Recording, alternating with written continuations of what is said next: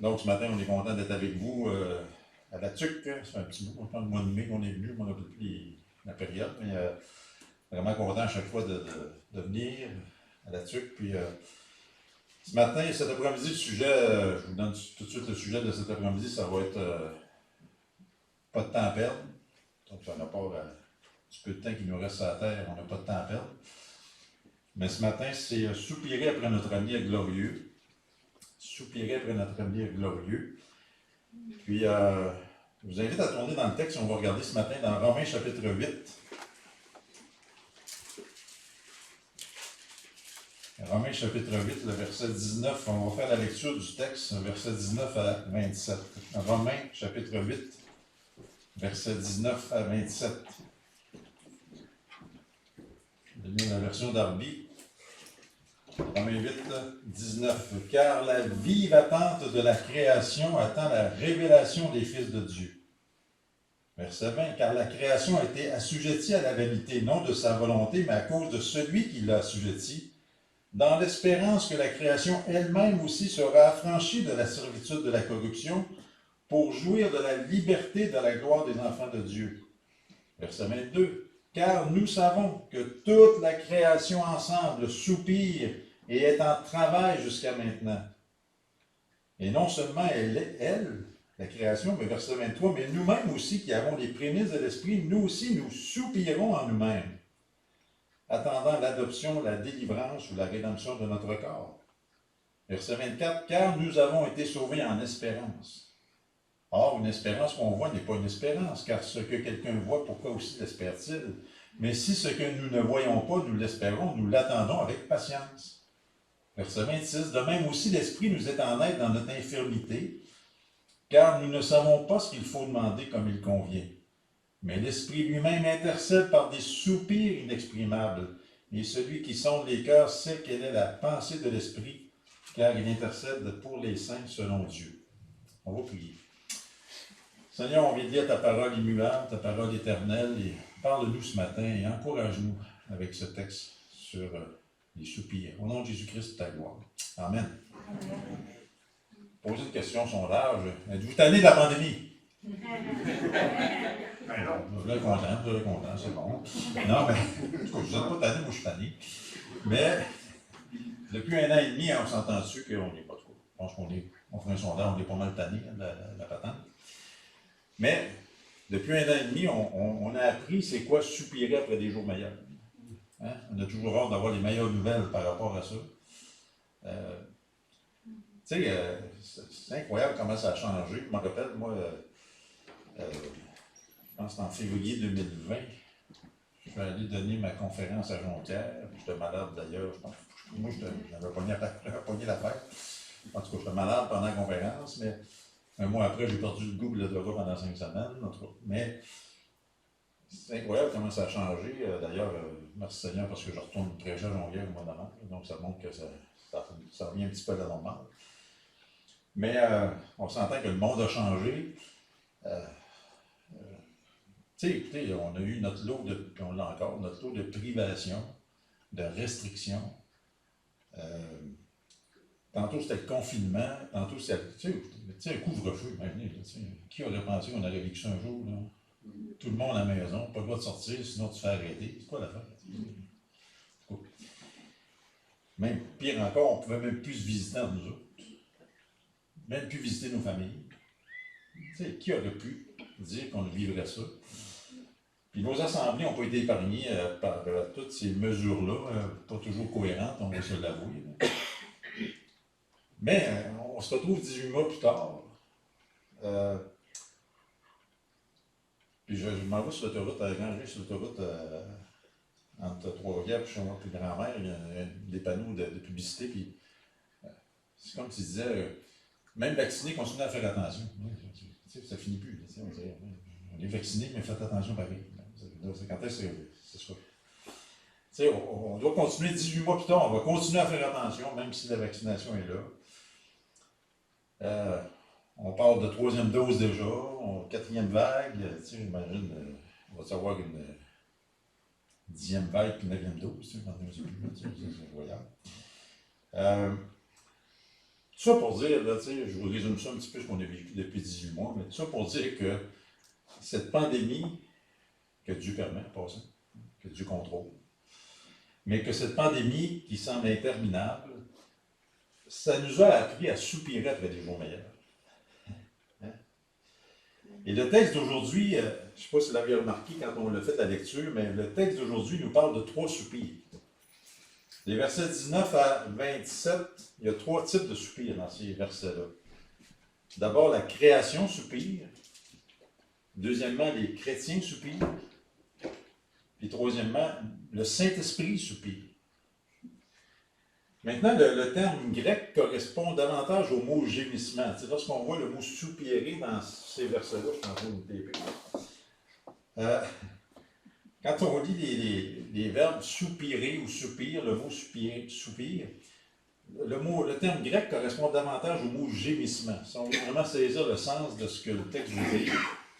D'ailleurs, la version Tob, s'il n'y en a qu'une version Tob, utilise d'ailleurs ce mot, gémissement. Le dictionnaire Robert définit le verbe gémir comme suit. Exprimer sa souffrance d'une voix plaintive et inarticulée. C'est ça, gémir. Hein? C'est articuler sa souffrance d'une voix plaintive et inarticulée. C'est intéressant, le verbe gémir, il y a la définition, dans la définition, il y a le mot souffrance, puis le contexte du texte qu'on vient de lire, il y a l'idée de souffrance. Regardez si on recule au verset 18, c'est le contexte, car j'estime que les souffrances du temps présent. Alors, toute cette histoire de soupir qui suit dans les versets 19 à 27, ça a comme fondement aussi une histoire de souffrance. Des versets 19 à 22, on les a lus, on lit que la création soupire, ou gémit, si on veut prendre le terme plus exact. Puis on lit ça, c'est bon, la création soupire, c'est comme si elle était une personne. On sait que ce n'est pas une personne, la création, mais c'est une figure de style. Évidemment, quand on lit la création, dans les versets 19 à 22, on comprend que c'est tout ce qui a été créé, sauf l'être humain, qui entre en ligne de compte à partir du verset 23. Donc, lorsqu'on parle de la création soupire, c'est toute la création créée, sauf l'être humain. Donc, c'est les questions à partir du verset 23.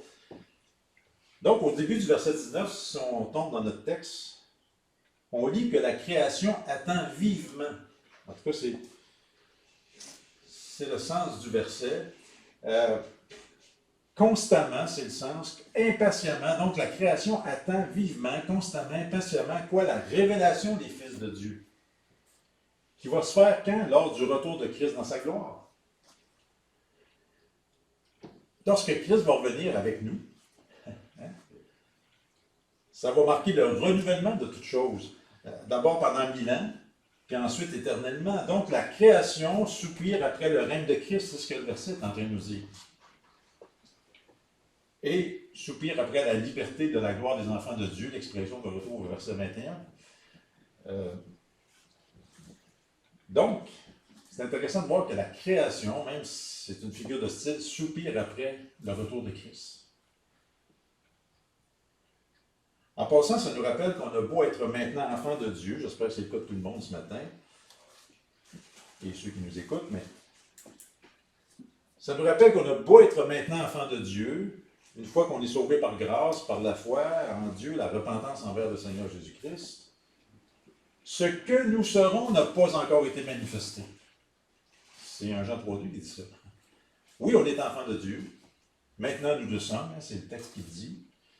Mais ce qui sera manifesté, ce n'est pas encore arrivé. Puis le verset 1 Jean 3,2, sans tourner, continue en disant, nous savons que quand lui sera manifesté en parlant du Seigneur Jésus, nous lui serons semblables, car nous le verrons tel qu'il est. Alors, notre révélation, la révélation des fils de Dieu que nous sommes, j'espère pour tout le monde, les enfants de Dieu, notre révélation, elle est à venir lors du retour de Christ. Même si nous sommes déjà enfants de Dieu. Et le retour de Christ, va se faire en 2 phases. L'enlèvement de l'Église, qui peut arriver n'importe quand. Il n'y a pas de signe au préalable. C'est l'imminence du retour de Christ. Après ça, il y aura 7 années de tribulation pendant sur la terre qu'on est mis au ciel. Et après les 7 années, on revient avec le Seigneur dans la gloire pour les 1000 ans et le règne et le reste de l'eschatologie, dans le fond. Maintenant, on peut se poser la question, pourquoi la création soupire-t-elle après des jours meilleurs? Mais le verset 20 nous donne la réponse. Car la création a été assujettie à la vanité, non de sa volonté, mais à cause de celui qui l'a assujettie. Dans l'espérance que la création elle-même aussi sera affranchie de la servitude de la corruption. Le texte est en train de nous dire qu'un jour, Dieu a assujetti cette création à la vanité, à la futilité. Alors, c'est arrivé quand? C'est lors de la chute de l'homme et de la femme dans le jardin d'Éden. C'est là que la création a été assujettie à la vanité, la futilité. Je cite David Jeremiah qui a prêché sur ce passage récemment. Il dit « Ce monde entier dans lequel nous vivons gémit. La création ne remplit pas le but pour lequel il a été créé. La terre aujourd'hui n'est pas capable de remplir le potentiel que Dieu avait pour elle parce que le péché est entré et l'a corrompu. Il va continuer en disant « Et la terre en paye le prix. » Et la terre gémit de plusieurs façons, par des tremblements de terre, par des ouragans, par des inondations, par des feux. C'est tout ce qu'on a vu dans les derniers mois. Là.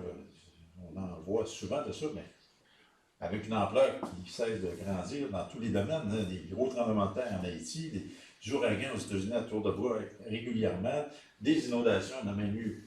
Même de plus en plus, on en a quasiment au Québec de temps en temps. Des feux, hein, il y en a eu dans l'ouest du Canada. Puis David Jeremiah va poursuivre en disant « Toute la terre gémit parce que le gémissement, c'est un son que tu fais quand tu anticipes ce qui n'est pas encore arrivé. Quand la chose que tu as longtemps désirée n'est pas encore tienne. » Il va terminer en disant « Cette terre complète gémit après ce jour où Dieu va renouveler cette terre et deviendra tout ce qu'elle devait être. » Fin de la citation. Quand on y pense 2 secondes, au fond, la terre n'avait pas été créée pour voir son sol être maudit par Dieu, ni subir le jugement du déluge. C'est pas rien, ça, hein, ce qui est arrivé au déluge. La terre n'avait pas été créée pour faire l'objet un jour de tous les bouleversements annoncés dans l'Apocalypse.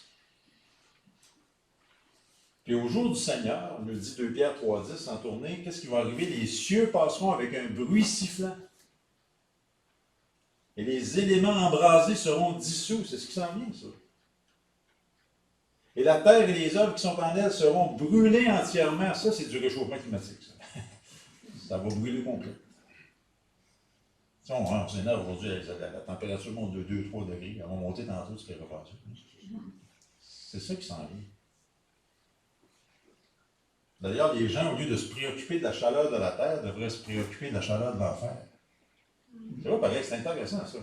Les gens se préoccupent, c'est-tu terrible, la chaleur de la terre, ça arrive. Non, pas. La chaleur de l'enfer, ça devrait t'inquiéter. C'est tout le temps.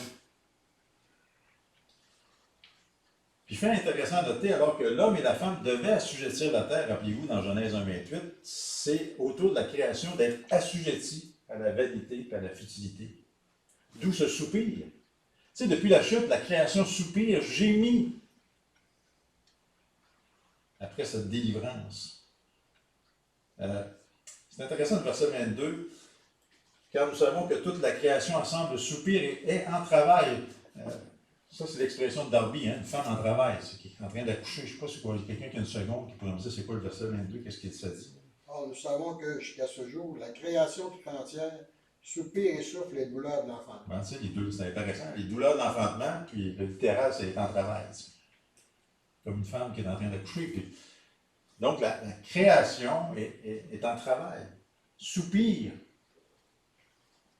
Puis en passant, les douleurs d'enfantement, rappelez-vous les prophéties du Seigneur lui-même ne feront que croître. Alors qu'on va s'approcher du retour du Seigneur. Puis on va, tu sais, ben, ce qui est excitant lorsqu'on est enfant de Dieu, premièrement, on est délivré de la colère à venir. Mais on voit les signes de ce qui se passe dans ce monde. Et entre autres, par rapport à la terre, la création, on voit vraiment ces douleurs d'enfantement augmenter. Puis là, les gens, quand il fait de plus en plus chaud, les tremblements de terre, tous les cataclysmes naturels sont de plus en plus gros, inexplicables. Mais nous, on voit ça, puis sais, rappelez-vous, là, évoquant la fin des temps dans son discours sur le mont des Oliviers, le Seigneur, sans tourner dans Matthieu 24, mais le Seigneur annonce qu'il y aura quoi? Des famines. Qu'il y aura des pestes. Oui, on en a des pestes. Des tremblements de terre en divers lieux. Mais c'est là que c'est intéressant que le Seigneur va ajouter au bout de la liste, mais toutes ces choses seront un commencement de douleur. Alors, déjà, c'est un fait que la terre gémit de plus en plus fort, on ne peut pas le nier, on le voit même aux nouvelles. Avec des catastrophes naturelles qui ne cessent de prendre de l'ampleur, mais le pire est à venir. Si le monde pense que ça va mal dans le monde par rapport à la création, le pire est à venir. Durant la période de tribulation, lisez l'Apocalypse, c'est incroyable ce qui va se passer, ça va brasser sur la Terre. La Terre va être brassée. Le cosmos va être brassé. Alors c'est pour ça qu'elle soupire, cette création-là. Elle espère être affranchie de la servitude de la corruption, pour reprendre l'expression du verset 21. C'est intéressant, hein? La création est assujettie à la vanité et à la corruption. Et je trouve que ça reflète même notre société au plan moral. Vanité et corruption. Or, non seulement la création soupire, nous disent les versets 19 à 22, mais les chrétiens, nous aussi, on soupire. On gémit. Regardez le verset 23. Et non seulement elle, en parlant de la création, soupire, mais nous-mêmes aussi, qui avons les prémices de l'Esprit, nous aussi, nous soupirons en nous-mêmes, attendant l'adoption, la délivrance de notre corps. Maintenant, la création, on s'entend animée et inanimée, soupire parce qu'elle subit les effets du péché. Mais l'enfant de Dieu soupire parce qu'il voit et qu'il vit les effets du péché.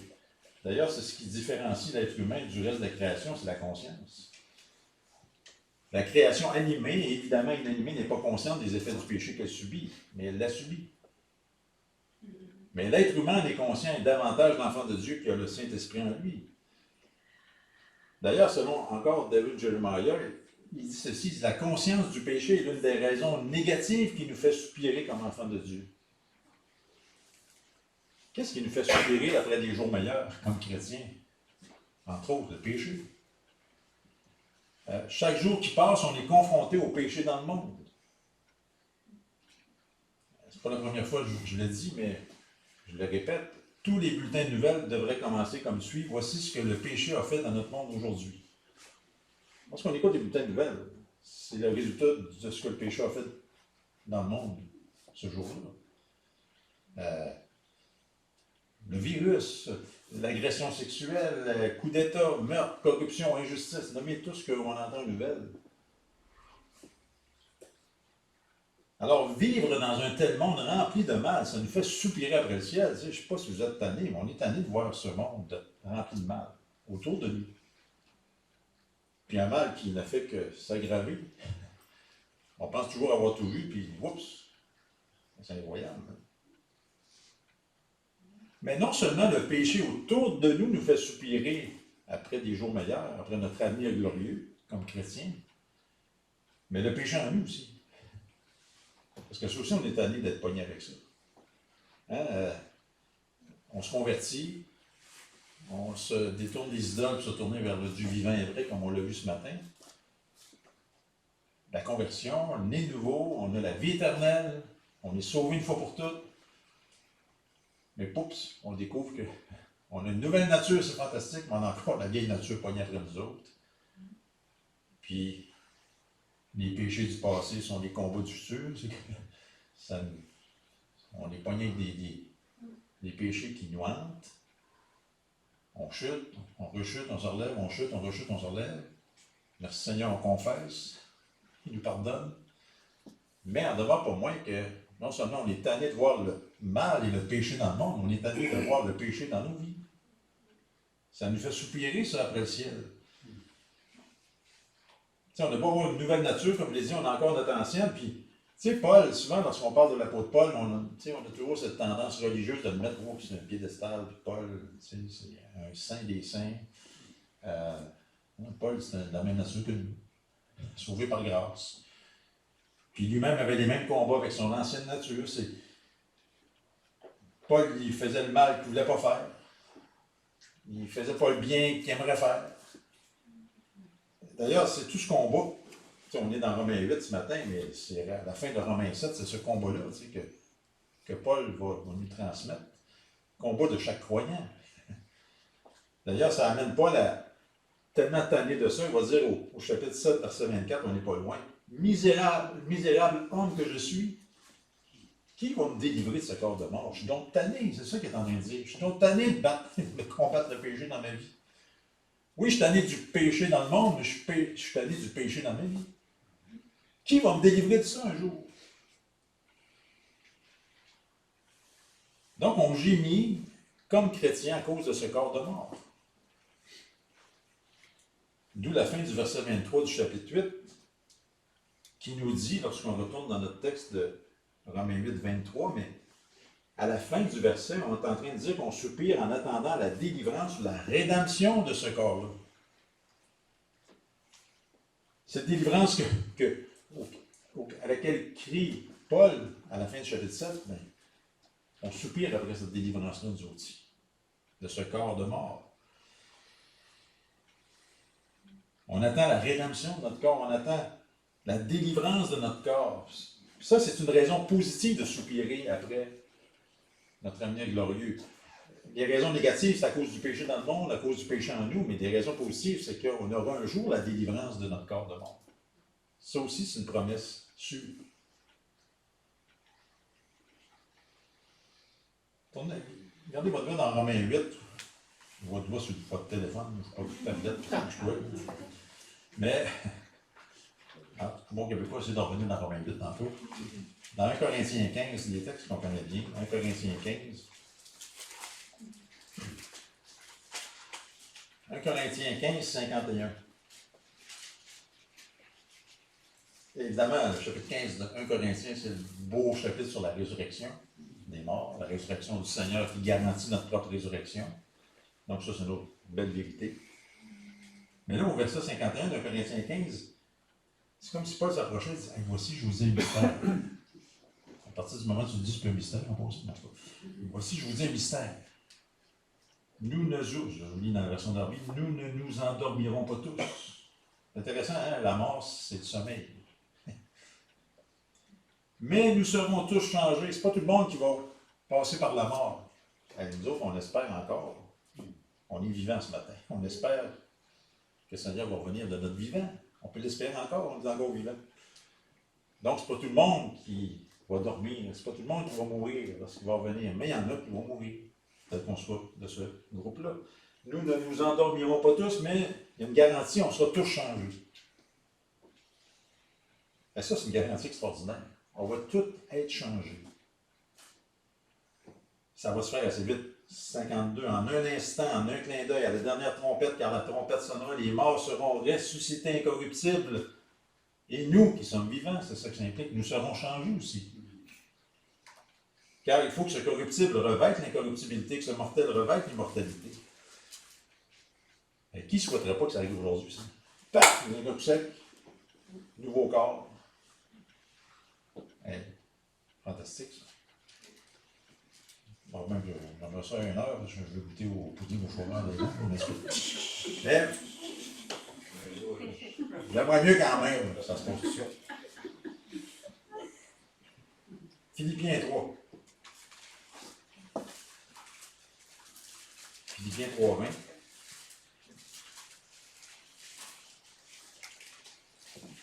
Philippiens 3, 20, un autre beau verset qui dit ceci.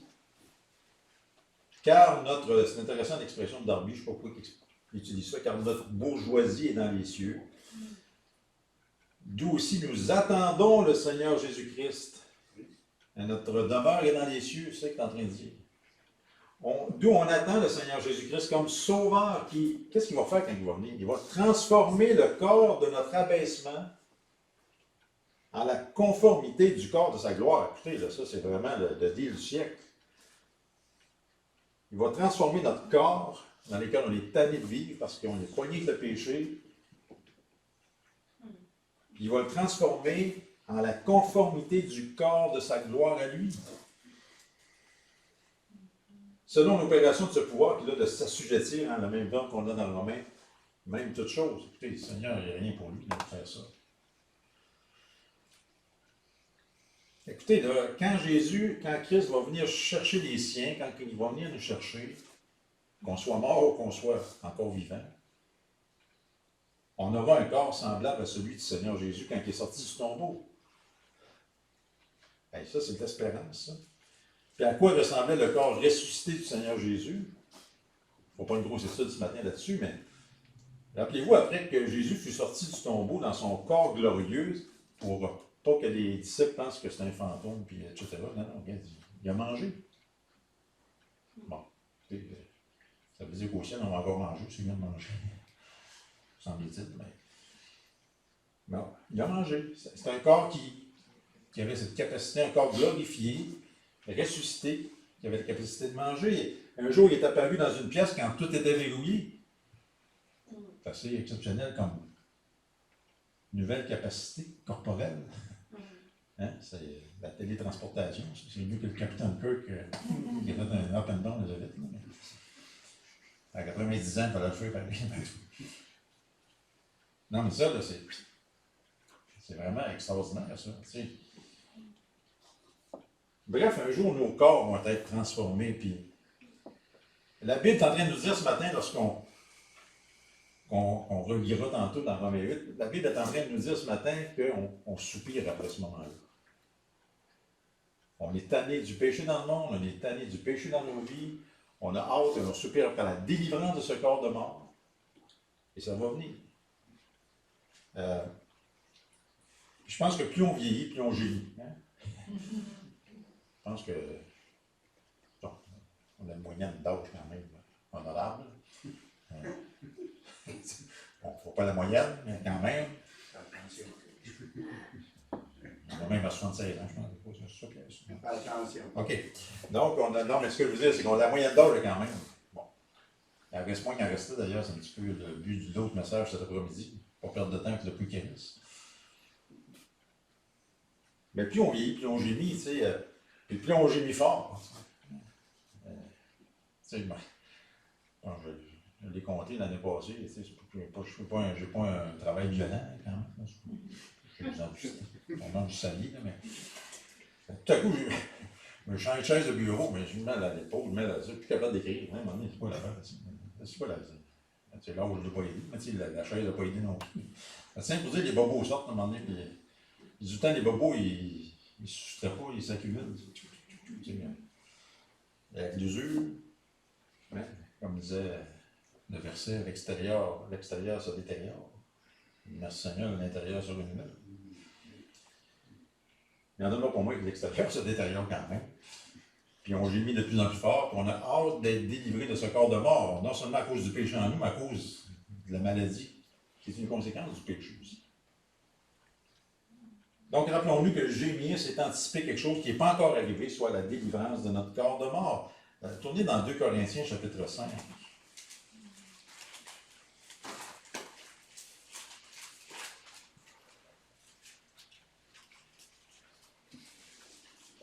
2 Corinthiens, chapitre 5, versets 1 à 8. 2 Corinthiens 5, 1 à 8, qui dit ceci, car nous savons, vous savez, dans la parole de Dieu, qu'est-ce qui fait qu'on a de l'assurance, de la sécurité, de la confiance? C'est qu'on sait des choses.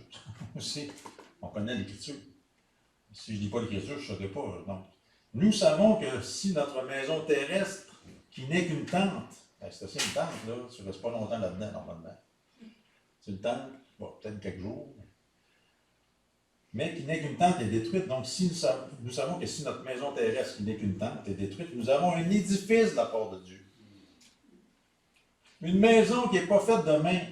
Elle est éternelle, elle est dans les cieux. Et là, verset 2, car aussi dans cette tente, qu'est-ce qu'on fait? Nous gémissons. Désirant avec ardeur d'avoir revêtu notre domicile qui est du ciel, si toutefois, même en étant vêtus, nous ne sommes pas trouvés nus. Car aussi, au verset 4, nous qui sommes dans la tente, nous gémissons. Encore le même verbe.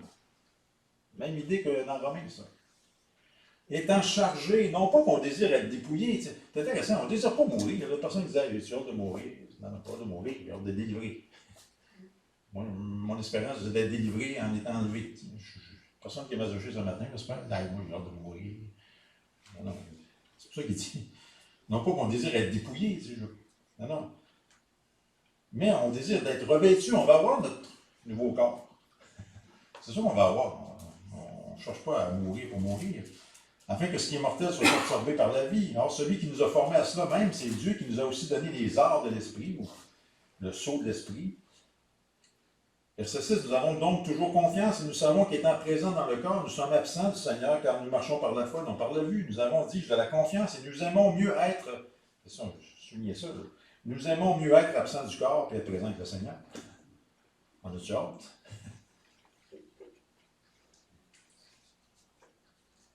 Donc, si on retourne dans notre texte de Romains 8, Romains 8, verset 23.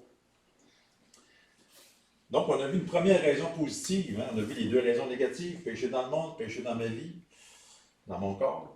Raison positive de soupirer, c'est délivrance ou rédemption de mon corps, mais regardez l'autre raison positive. À la fin du verset 23, moi j'avais été tout de suite à la fin de la fin, soit la délivrance de notre corps, mais juste avant, il nous a dit qu'on soupire en nous-mêmes attendant l'adoption. Ça, c'est l'autre raison positive. On attend notre adoption. C'est pour ça qu'on gémit comme croyant. Là, ils vont dire, ouais, mais moi, je suis enfant de Dieu, je suis sauvé, donc je suis déjà adopté. Oui, c'est correct. Mais ton adoption finale n'est pas faite encore. Oui, hein, Dieu nous a élus avant la fondation du monde. Notre adoption a été faite avant la fondation du monde. Ça nous dépasse. Dieu nous a adoptés avant de nous avoir créés. Sur quelle base? Par quelle grâce? Pourquoi nous autres? Merci Seigneur. Évidemment, parce qu'il nous a élus avant la fondation du monde, un jour, on est venu à le croire. Il nous a donné la foi, la repentance, tout ce qu'il y a avec. Donc, on a été adoptés avant la fondation du monde. D'ailleurs, en passant, quand on parle d'adoption, ça implique un choix. Hein? L'adoption implique un choix. Quand quelqu'un adopte, il choisit d'adopter. Puis il va choisir même qui il va adopter, ultimement, s'il est capable. Donc, l'adoption implique un choix. Quand des parents décident d'adopter, ils font un choix. Ensuite, qu'est-ce qu'ils font une fois qu'ils ont décidé d'adopter? Ils officialisent l'adoption par leur signature. Ils signent à un moment donné les papiers, la paperasse. C'est ce qui est arrivé quand on s'est converti.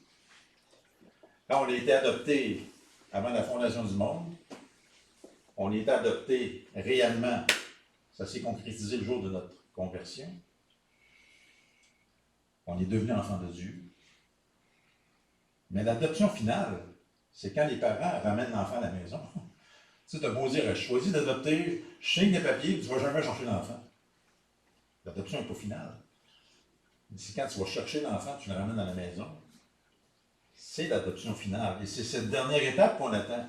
Oui, on a été élus avant la fondation du monde. Oui, on est des adoptés. Il nous a adoptés dans les faits parce qu'on s'est convertis. Qu'est-ce qui reste? Elle vient nous chercher pour aller dans sa maison. C'est ça l'adoption finale. Et on sera, lors de notre adoption finale, on sera en sa présence avec un corps glorifié. C'est pour ça que c'est intéressant de la fin du verset 23 dans Romains 8. Hein? Adoption et rédemption vont ensemble de notre corps. Parce que lorsqu'on soit adopté finalement en sa présence, on aura notre corps nouveau. Deux belles vérités qui vont ensemble. Et autre raison pour soupirer, c'est parce qu'on a déjà en nous le Saint-Esprit. On a les prémices du Saint-Esprit, nous dit le verset 23. C'est pour ça qu'on soupire en nous-mêmes. Vous savez, avant qu'on connaisse le Seigneur, on ne soupirait pas après le ciel, on ne soupirait pas après rien, on soupirait trop parce qu'on était tanné de toutes sortes d'affaires dans notre vie, puis ça tournait en rond, on avait peut-être du succès, puis finalement on n'était pas heureux, puis petite parenthèse de même, Martin Desbruches, peut-être qu'ils le connaissent, là. Il est venu faire un excellent message jeudi dans l'Ecclésiaste, puis il donnait des exemples, il a montré sur vidéo des entrevues de Martin et Matt, puis de Yvon Deschamps qui témoignaient qu'ils ont un mal de vivre. Ils ont beau avoir tout. Je suis pas heureux. Mais tu sais, c'est là, qui que tu sois, si tu n'es pas le Seigneur, tu ne pourras pas jamais vraiment être vraiment heureux.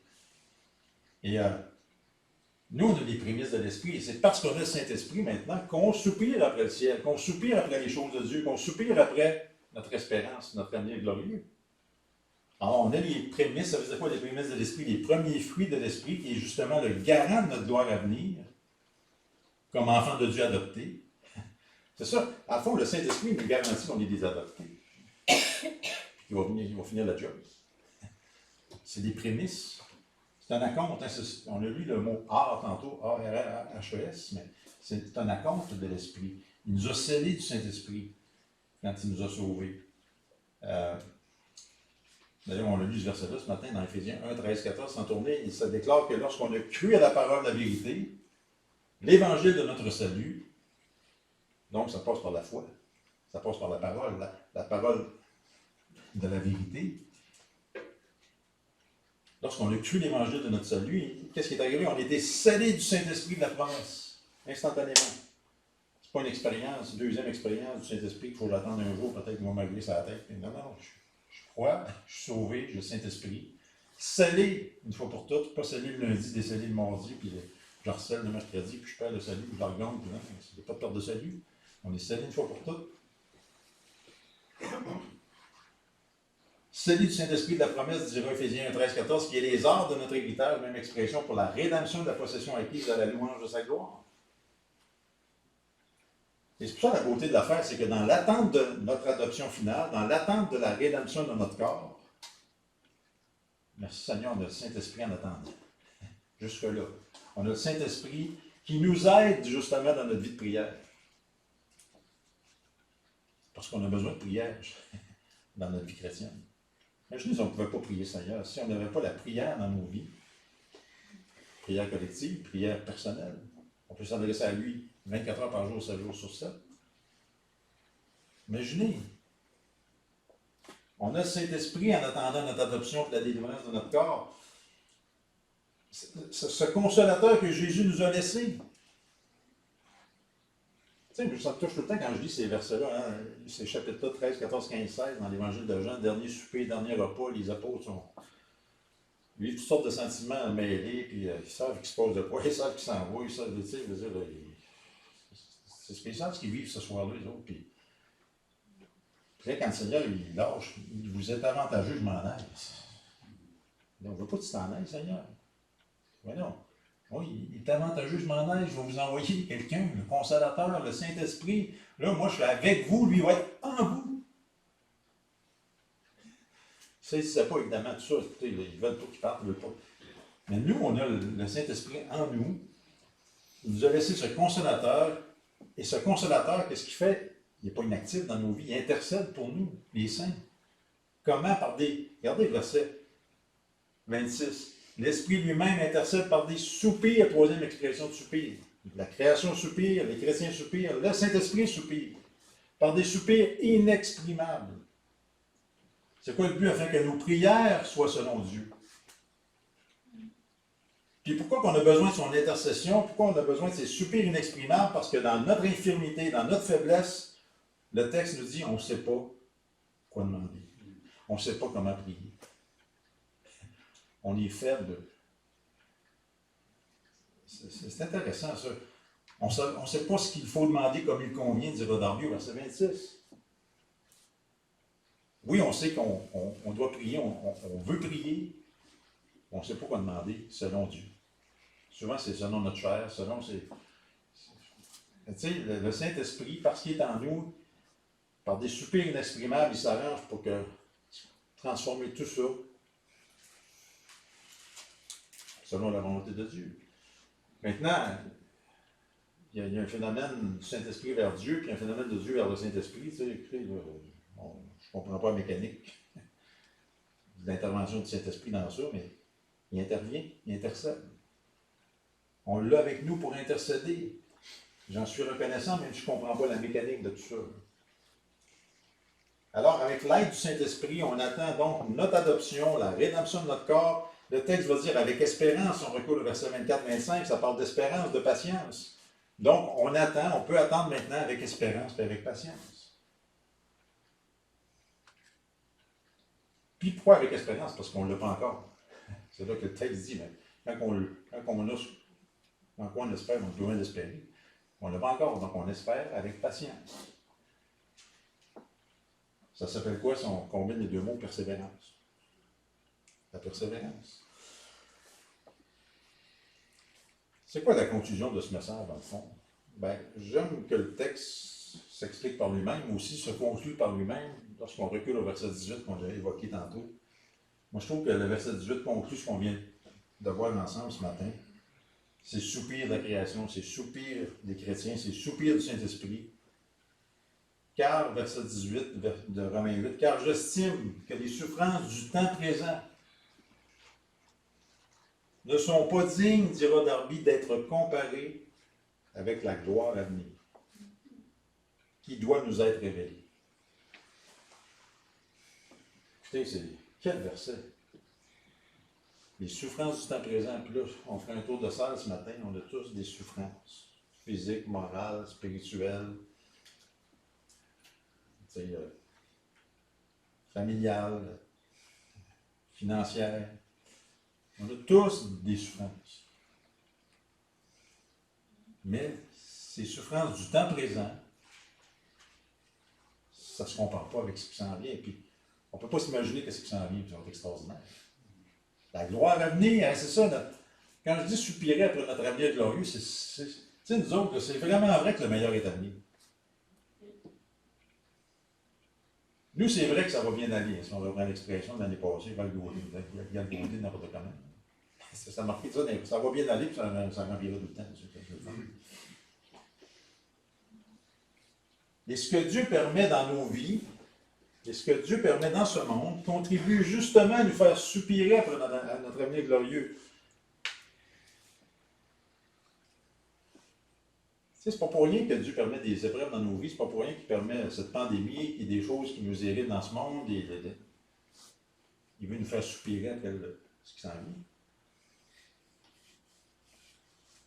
Maintenant, il y a un défi qui nous attend comme chrétiens parce que c'est normal de soupirer. On l'a vu ce matin dans Romains 8, après des jours meilleurs.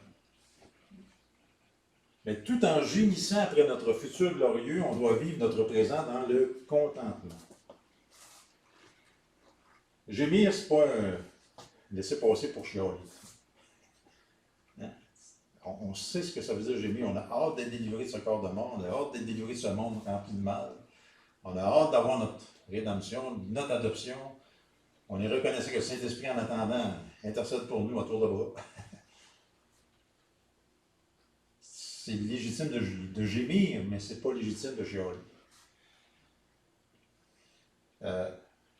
Si quelqu'un avait des raisons de chialer par toutes ces circonstances, c'est bien Paul, emprisonné, battu, puis la minute de la liste qu'il a vécu, mais même emprisonné dans Philippiens 14, sans tourner, il va dire « J'ai appris à être content. » À moi-même, encore là, Paul, là, est de la même nature que nous, il a fallu qu'il apprenne à être content. Ça veut dire que lui aussi, il a eu ses moments de mécontentement. J'ai appris à être content à moi-même, dans les circonstances où je me trouve. Donc, c'est le défi comme chrétien, jusqu'au retour de Christ ou jusqu'à notre mort, c'est que, oui, c'est légitime de gémir et de soupirer après notre avenir glorieux, mais faisons-le dans le contentement de tout ce que Dieu permet qu'on vive. C'est tout un défi, ça. C'est pour ça que, tu sais, puis j'ai commencé un petit peu avec la pandémie, puis je vais finir avec la pandémie, parce que je ne veux pas, comme chrétien, ne laissons pas la pandémie nous abattre, parce que je trouve que c'est quelque chose qui nous a tellement abattus depuis 1 an et demi. Nous aussi, tu sais, on vit les mêmes restrictions que le monde qui ne connaissent pas Dieu, puis ça nous irrite de la même façon que ça irrite le monde qui ne connaissent pas Dieu. Mais ne laissons pas la pandémie nous abattre, ni nous distraire dans la course de la vie chrétienne. Moi, je suis sûr qu'on fait un tour de salle, on a tous notre opinion sur le masque. On a tous notre opinion sur le vaccin. On a tous notre opinion sur le passeport sanitaire. On a tous notre opinion. Mais ne laissons pas l'ennemi de nos âmes nous amener à mépriser ou à juger nos frères et nos sœurs sur des opinions personnelles qui n'ont rien à voir avec la doctrine. C'est pour ça que dans l'unité, dans l'amour, restons concentrés sur notre passeport salutaire. Ça nous unit. Passeport sanitaire, les chicanes autour de ça, laissez le monde chicaner entre eux. C'est les consignes sanitaires. Nous autres, on a le passeport salutaire En passant, c'est le passeport qui fonctionne à 100%, en passant, le passeport sanitaire. C'est quand ce qu'on est là, on a notre accès au ciel garanti. Pas sûr, des fois, que le passeport, des fois, ça marche pas si tu connais ça. Je ne l'ai pas encore, je ne peux pas le dire. Un passeport salutaire qui nous a acquis à un prix extraordinaire. Au prix de la vie de feu. Ça, c'est ça qui devrait nous unir comme croyants. On va laisser le monde se chicaner avec le passeport sanitaire. Nous autres, on va se concentrer sur le passeport salutaire. Puis on va soupirer après notre avenir glorieux. Dans le contentement. C'est tout le défi qui est devant nous. Et on va terminer par la prière. Seigneur, merci ce matin pour ce texte dans Romains. Parfois, on avait lu ce texte dans Romains 8 sur les soupirs, mais on passait par-dessus rapidement. On ne réalisait pas l'implication que la création soupire, que nous, comme chrétiens, on soupire, que le Saint-Esprit soupire en attendant notre rédemption de notre corps, notre adoption finale. Puis Père, tu sais à quel point la situation de la pandémie nous irrite, nous fatigue, on est tanné. Puis Seigneur, tu veux qu'on te dise franchement, lorsqu'on a des états d'âme, puis on vient à tes pieds et dire Seigneur, je suis plus capable, on est tanné, que ce soit ça ou d'autres choses dans nos vies. Tu es un Père qui écoute nos doléances, mais aussi, Seigneur, qu'on a le Saint-Esprit en nous pour transformer nos prières en des choses convenables pour toi. Mais Père, fait qu'en attendant toutes ces irritations dans nos vies avec cette pandémie ou d'autres situations qui nous irritent ou qui nous découragent, on puisse vivre dans le contentement. Puis ça aussi, c'est un autre défi comme croyant. Et Seigneur, c'est toujours en restant concentré sur ce qui nous unit, le passeport salutaire, le salut, la vie éternelle, ta parole, la famille dans laquelle tu nous as placés. Merci Seigneur pour un si grand salut.